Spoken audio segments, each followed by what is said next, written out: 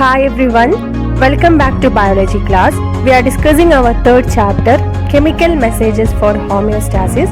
This is the part 5 and this is the last part. If you are watching this channel for the first time, don't forget to like, subscribe and share. Thank you in advance. Next topic, chemical messages for communication.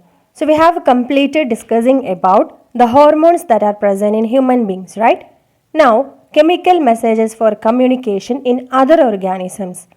Haven't you noticed ants moving in a line along a particular trail? The reason behind this movement is the production of certain chemical substances. ഉറുമ്പുകൾ ലൈനായി move ചെയ്യാറുണ്ട് അല്ലേ? അതിന് കാരണം എന്താണ്? അവ produce ചെയ്യുന്ന chemical substance ആണ്. The chemical substances allow the ant to move in a line. Understood? Such chemical substances that are secreted by certain animals to the surrounding to facilitate communication are called pheromones. So such chemical substances that are released by certain animals to the surrounding. For what purpose? For communication are called pheromones. So pheromones are the chemical substances released by certain animals into surroundings. പരസ്പരമുള്ള കമ്മ്യൂണിക്കേഷന് വേണ്ടി ചില animals സറൗണ്ടിങ്സിലേക്ക് release ചെയ്യുന്ന chemical substances ആണ് pheromones. Then what are the other functions of these pheromones?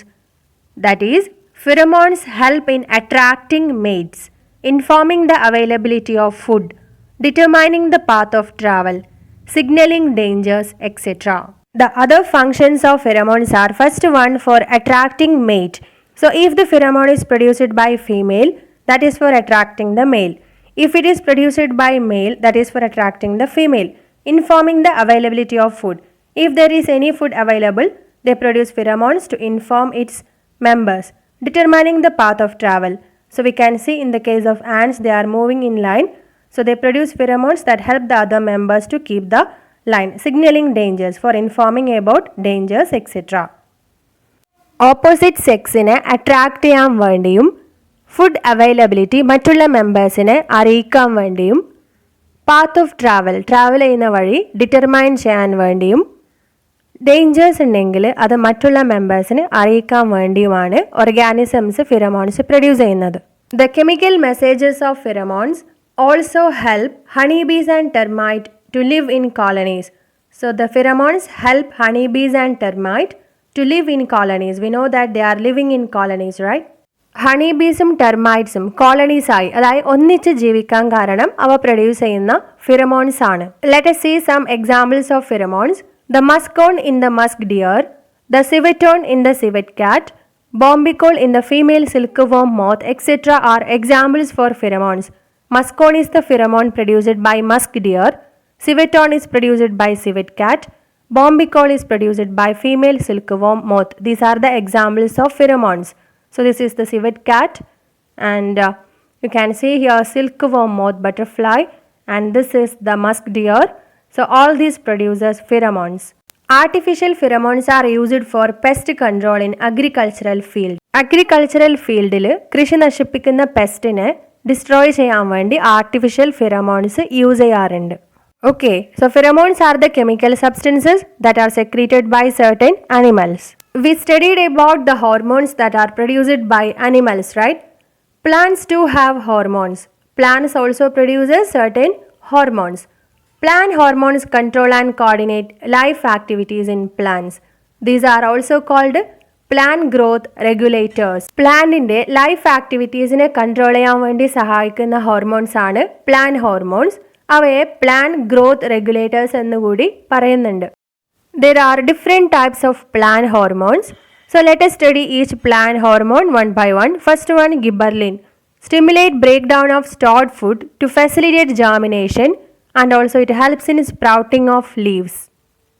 Seeds പ്ലാന്റായി grow ചെയ്യുന്ന പ്രോസസ്സാണ് germination. ജെർമിനേഷന് ആവശ്യമായ stored food break down ചെയ്യാൻ വേണ്ടി സഹായിക്കുന്ന ഹോർമോണാണ് gibberellin. And also sprouting of leaves. ഒരു ചെടിയുടെ ലീവ്സ് സ്പ്രൗട്ട് ചെയ്യാനും ലീവ്സ് ആദ്യം ഫോം ചെയ്യാൻ വേണ്ടിയും സഹായിക്കുന്ന ഹോർമോണാണ് gibberellins. That is the help in germination and also in the formation of leaves, sprouting of leaves. And next you can see here plant has grown in height. So which hormone is helping for that? One hormone, auxin. Cell growth, cell elongation, promoting the growth of terminal buds, fruit formation are its functions. Plant cellinte growthനും ഇലോങ്ങേഷനും പ്ലാന്റ്സിൻ്റെ നീളം വെക്കാനും terminal ബഡ്സിൻ്റെ ഗ്രോത്തിനും terminal buds എന്ന് പറഞ്ഞാൽ അറ്റത്ത് കാണുന്ന മൊട്ട് അതിൻ്റെ വളർച്ചയ്ക്കും fruit ഫോർമേഷനും സഹായിക്കുന്ന ഹോർമോണാണ് auxin. And next hormone cytokinin. What are its function? Cell growth, cell division and cell differentiation. So both of these hormones helps in cell growth. Okay, cell ഗ്രോത്തിനും സെൽ ഡിവിഷനും സെൽ ഡിഫറൻസിയേഷനും സഹായിക്കുന്ന ഹോർമോണാണ് cytokinin. Next hormone abscisic acid. Dormancy of embryo, dropping of ripened leaves and fruits. പ്ലാന്റിൻ്റെ embryo ഉറങ്ങിക്കിടക്കുന്ന ഒരു സ്റ്റേജാണ് ഡോർമെൻസി. അത് സഹായിക്കുന്ന ഹോർമോണാണ് ആബ്സിസിക് ആസിഡ്. എംബ്രിയോക്ക് ഫേവറബിൾ ആയിട്ടുള്ള അറ്റ്മോസ്ഫിയറിക് കണ്ടീഷൻ വന്നാൽ മാത്രമാണ് അത് ഗ്രോ ചെയ്യുള്ളൂ. അതുവരെ ഡോർമെൻസിക്ക് സഹായിക്കുന്ന ഹോർമോണാണ് abscisic acid. And dropping of ripened leaves and fruits. Ripen ചെയ്ത ലീവ്സും ഫ്രൂട്ട്സും പ്ലാന്റിൽ നിന്നും ഡ്രോപ്പ് ചെയ്യാൻ വേണ്ടി സഹായിക്കുന്ന ഹോർമോൺ കൂടിയാണ് abscisic acid. And next hormone is ethylene. What are its functions? Ripening of leaves and fruits. excess amount of ethylene causes dropping of leaves and fruits. Leaves and fruits ripen ചെയ്യാൻ വേണ്ടി സഹായിക്കുന്ന ഹോർമോണാണ് ethylene. അതായത് പഴുക്കാൻ വേണ്ടി സഹായിക്കുന്ന ഹോർമോണാണ് ethylene. Excess amount of ethylene എന്തിന് കാരണമാവുന്നുണ്ട്? Dropping of leaves and fruits. So these are the plant hormones which helps in growth of the plants. Okay, they are also known as plant growth regulators. Next topic, artificial plant hormones. There are certain hormones that are artificially prepared by human beings. Plant hormones are synthesized artificially by identifying the chemical structure of the hormones. Use of such hormones has contributed a lot to the progress of the agricultural sector. Let us familiarize ourselves with some such artificial plant hormones. Plants naturally produce ചെയ്യുന്ന ഹോർമോൺസിൻ്റെ chemical structure മനസ്സിലാക്കി artificial hormones നിർമ്മിക്കാൻ സാധിക്കും. ഇങ്ങനെയുള്ള hormones agricultural സെക്ടറിൻ്റെ പ്രോഗ്രസ്സിന് ഒരുപാട് സഹായിക്കുന്നുണ്ട്. First one, auxins. It is used in the agricultural field to prevent the dropping of premature fruits for the sprouting of fruits and as a weedicide. ചില പ്ലാന്റ്സിൽ നിന്നും ഫ്രൂട്ട്സ് മെച്യൂർ ആവുന്നതിന് മുമ്പേ തന്നെ താഴെ വീഴാറുണ്ട് അല്ലേ? അത് പ്രിവെൻറ്റ് ചെയ്യാൻ വേണ്ടി ഇഞ്ചെക്ട് ചെയ്യുന്ന ഹോർമോണാണ് auxin.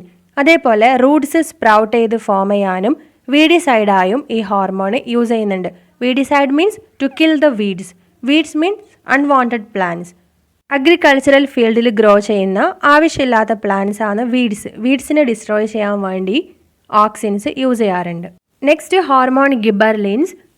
And it is used for increasing fruit size in grapes and apple and also for preventing ripening of fruits to assist marketing. ഗ്രേപ്സിൻ്റെയും ആപ്പിളിൻ്റെയും ഫ്രൂട്ട് സൈസ് ഇൻക്രീസ് ചെയ്യാൻ വേണ്ടി ഗിബർലിൻസ് ഇഞ്ചെക്ട് ചെയ്യാറുണ്ട്. അതേപോലെ ഫ്രൂട്ട്സിൻ്റെ റൈപ്പനിങ് പ്രിവെൻറ്റ് ചെയ്യാൻ വേണ്ടിയും ഗിബർലിൻസ് ഇഞ്ചെക്ട് ചെയ്യാറുണ്ട്. റൈപ്പനിങ് പ്രിവെൻറ്റ് ചെയ്താൽ അത് പിന്നീട് ഫ്രൂട്ട്സൊക്കെ ഒന്നിച്ച് മാർക്കറ്റ് ചെയ്യാൻ വേണ്ടി സഹായിക്കും. Next artificial hormone, that is ethylene. Ethylene is used for the flowering of pineapple plants at a time and for the ripening of tomato, lemon, orange etcetera.